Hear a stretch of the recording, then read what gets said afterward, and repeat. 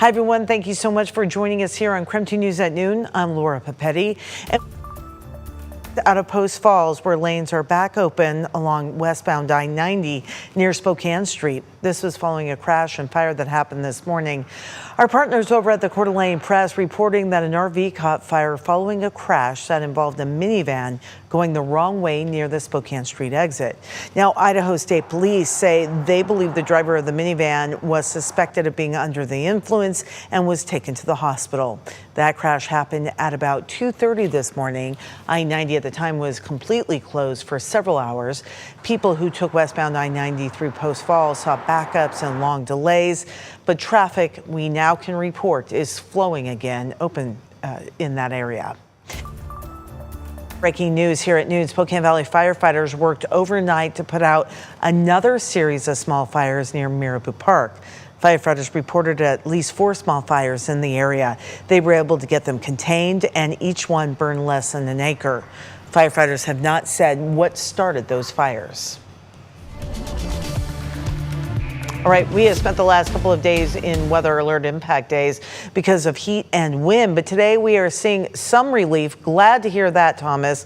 We certainly need a break from some of that high fire danger. Thomas Patrick joining us now in the Outdoor Weather Center. What can you tell us about this afternoon? Yeah, good afternoon, Laura. And weather conditions at their base today, just a lot more comfortable and a lot more pleasant. But with the ignition of the new wildfires yesterday and some of the ongoing fires well to our west over western Washington and British Columbia, basically on wildfire smoke watch at this point. I will say sky conditions look pretty nice as it stands right now, maybe just a little bit hazy way off on the horizon. But all of North Idaho was placed under a air quality alert until this time tomorrow afternoon, just because there could be some drops in air quality, especially nearby some of the recent wildfires, with the Sunset Fire likely being the primary cause of that. So that is what we are watching and monitoring for in these next 24 hours. At the moment, the air quality has improved since this morning, where it dropped into about the 80s for the AQI, now just barely at 55. So if we're good or moderate, that is acceptable today.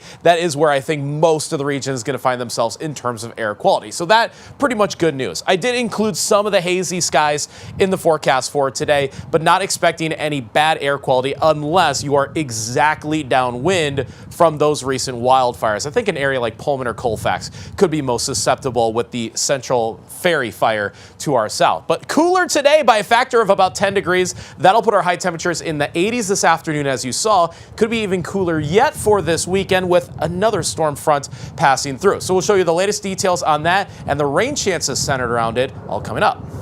My friend, thank you. And we were talking about fire danger really all yesterday and several days before. 3 new wildfires did spark, and right now there are level 3 evacuations south of Long Lake and north of Reardon. That fire is burning in parts of Spokane, Stevens, and Lincoln counties. As of now, crews think it's burned about 600 acres. So certainly we're keeping an eye on that. Here's a closer look at those level 3 go now evacuations. They're between Farwell Road and the Spokane River, and between McLaughlin Road and State Route 231.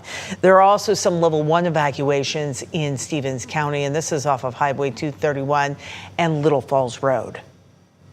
You can see some of the smoke from that fire all the way here in Spokane, and we've been taking a look at the last couple days at that. Here's a look at our downtown camera. It caught some of the smoke blowing into town. This was yesterday. Again, you can really see some of that smoke having an effect on the overall view. Meanwhile, out in Whitman County, State Route 127 is back open. The road was shut down because of the Central Ferry fire. The area between State Route 127 and Lake Bryan is under level 2 get set evacuations. Those are right now. That's about 30 miles west of Pullman. Right now, the Washington State Fires Marshal Office says the fire is at least 6,000 acres. 3 strike teams arrived overnight to help fight that fire, and authorities believe the fire was started by a car fire. And now to another fire. This one in Idaho, there are level 3 evacuations in place for a wildfire burning near Athol. The Idaho Department of Land says it's burned so far about 1,400 acres. The Department of Land's also saying it has destroyed 3 structures. Right now, level 1, 2, and 3 evacuations are in place for different areas. So here's a look at those level 3 evacuations. All people along Raven Road, Crosswhite Road, Little Blacktail Road, and east of 2268 Sunset Road should leave now. And the Red Cross has set up an evacuation center at Sagal Elementary. KREM 2's Connor McAvoy stopped by the school and spoke to some of the evacuees. People living in the evacuated areas are being sent to Sagal Elementary School as the Sunset Fire continues to burn. It's car after car coming into the evacuation shelter at Sagal Elementary School. Went and grabbed what I thought was necessary and drove here. My husband and I have been sitting here very quietly and calmly. As smoke filled the sky from the Sunset Fire, Chris Legursky says having to leave her 28-year home in Carywood was difficult. Never been evacuated before. Thought I was prepared, but you never really are. Bob Howard with Bonner County Emergency Management says as crews fight the fire, he and the county's community emergency response team will be taking care of those needing a place to stay. We're going to provide them some refreshments, try to make them comfortable until such time we have a different plan moving forward for a shelter, or if they get released to go back. Howard says an overnight emergency shelter will be made available for those evacuated. All the while, Legursky says she's worried more about her neighbors than she is her home. We have neighbors that are actually still there. They didn't evacuate. Really? Yeah. Are you worried about them? I'm very worried about them, yes. But it's their choice. Some people just aren't moving. Connor McAvoy, KREM 2 News. All right, and we do want to take a moment now and warn you about a scam going around. The Spokane County Sheriff's Office says some people have been claiming to be law enforcement in the evacuation zone near the Crescent Road fire.